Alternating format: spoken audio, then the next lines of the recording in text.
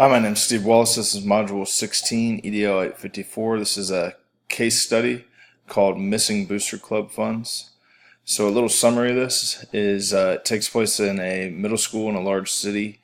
It's a small middle school, only 450 students, where the socioeconomic status has changed quite significantly in the last 10 years, where most of the wealthy families have moved to the suburbs and most of the working class families have stayed at this school. There are high rates of parent involvement, and Mr. Stevens, the principal, relies heavily on parent volunteers to help with activities outside the school day. One parent who's highly involved asked for PTA money for her daughter to go to a national cheer camp. He denied this because it was money, pretty significant amount of money just for one student. Later, and recently after that denial, that mom was working the gate at a event, and $50 went missing from the tickets where that cheer mom was stationed. So category 1, problem identification and analysis. So what do we know? As we said, it's a small middle school in a big city. Socioeconomic status has decreased. Parental involvement is high and needed.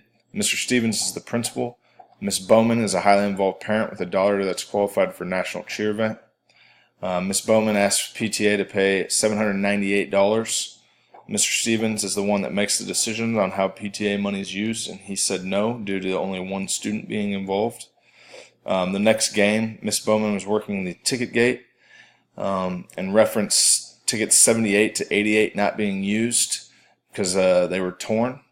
Mr. Dumas, another parent, had a conversation with Mr. Stevens about how he had to use a $50 bill to get into the game. When reconciling the money after the game, Mr. Stevens notices that $50 is missing from the ticket gate, and there is no $50 bill that Mr. Dumas used to pay. What do we need to know? Who was the other gate worker that might have counted money before handing it to Mr. Stevens at the ticket gate? Why were the tickets discarded? Why were they torn in the first place?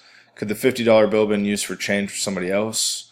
Could this have been an honest mistake and the $50 bill been put somewhere because it was an unusual currency? Could they have put it to the side, put it in a different bag on accident?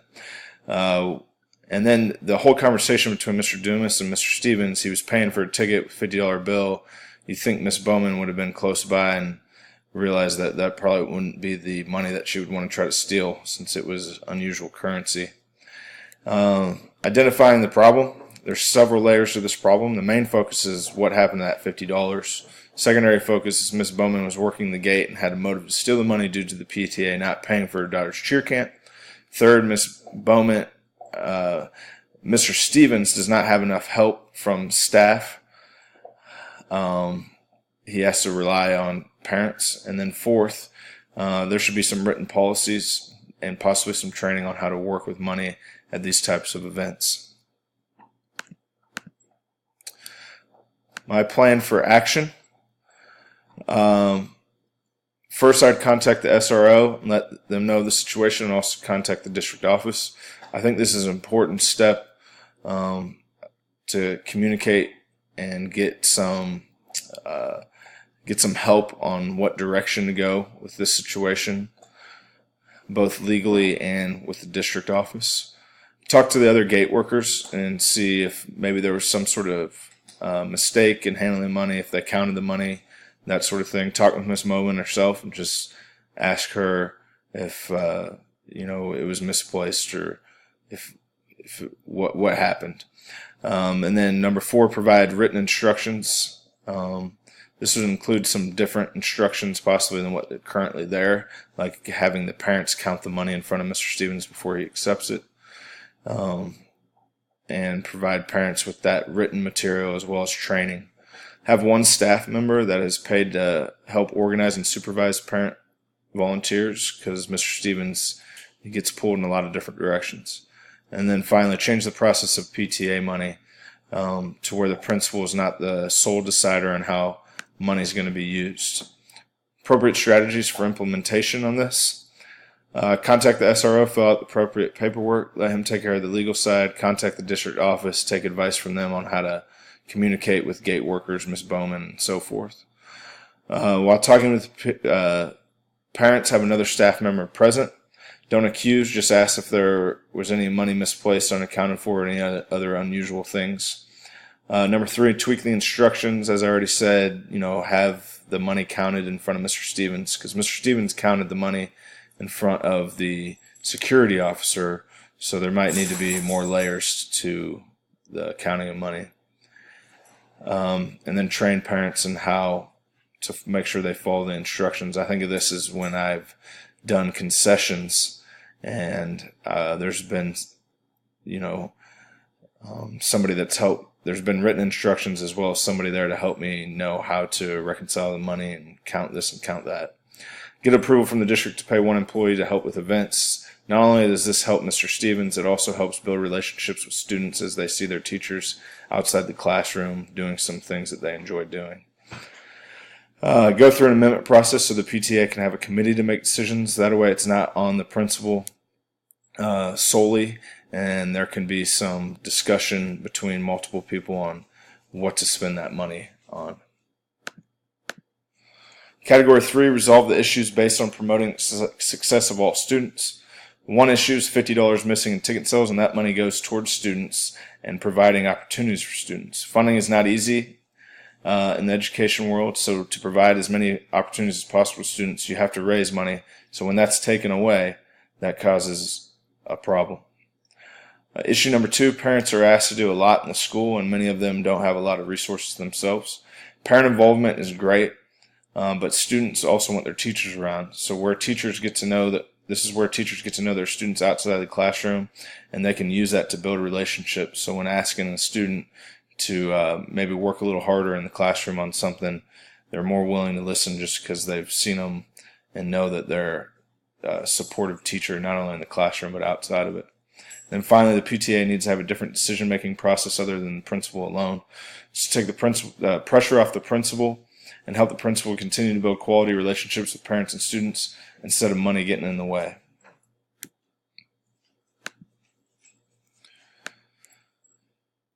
All right, category 4, debrief the problem by reflecting on what you're thinking, feeling, valuing, identifying issues that are unresolved or open for further discussion. So what was I thinking? Number 1, how can Mr. Stevens figure out the money situation strategically without ruining any parent relationships, especially with Ms. Bowman, since she is a supportive parent in the school? Is there a way to help the kid pay for cheer camp other than that PTA money? Number 3, this reflects issues of urban flight areas where the taxpayer money can't sustain all the different activities that students need and should be involved in. Feeling concerned with how a student will pay for cheer camp. Irritated that Mr. Stevens has no help other than parental help, and confused as to why Miss Bowman would steal the $50 if she did, rather than other different scenarios like a GoFundMe page or other opportunities there might be. What do I value out of this? The importance of hiring and having the right people in the right places. Having the right people goes a long way to having a good school. The importance of having written procedures that are followed to the T. So if you don't have written procedures, you need them. You might need to tweak them over time, and you need to emphasize the importance of following them. And then the parents, the impact they can have on a successful school. The fact that all these parents want to be involved and want to help is great. At other schools I've been, a lot of times it's a question of how can we get parents more involved. Unresolved or open for further discussion issues. Was the money actually stolen? What happened to the money? Will the plan that we talked about putting into place actually work? Will the kid get to go to cheer camp? And what will happen to the Stevens-Bowman relationship after going through the process of finding out what happened to the $50?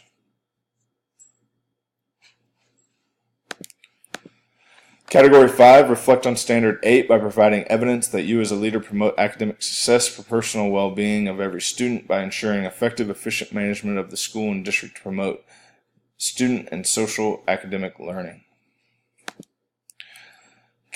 Component 1, how do you as a school leader promote effective and efficient management of the school or district? Well, I provide written protocol and procedures and emphasize the importance of following those. Provide training on making sure that we're following the protocols, procedures, laws, everything that falls under that category. And again, emphasizing the importance of it and making sure people feel comfortable with them. And then work with others to solve issues quickly, fairly, and efficiently. This missing $50, you don't want to wait a week or a month to deal with. You want to get on that right away and make sure that it's handled fairly and efficiently, so parents and students know that you care about their money and you want to make sure that it's going to the right place. Component 2, how do you as a school leader promote social learning of every student? Well, providing activities outside of the academic realm definitely help socialization. They have to learn how to work with others in tough situations. They have to learn how to communicate with adults, with other students. A lot of different scenarios that help with activities outside of school. Working with parents, they see how a principal communicates with parents. They have to communicate with parents. All of that helps in the social learning of the student. Following rules and laws, they see parents following, the written procedures on how to handle money. And if not, there's a consequence, and the principal or the leader follows through to make sure that that's handled correctly. And then keeping students and families safe, and that includes their money and making sure that that money is being spent on those students in a positive manner.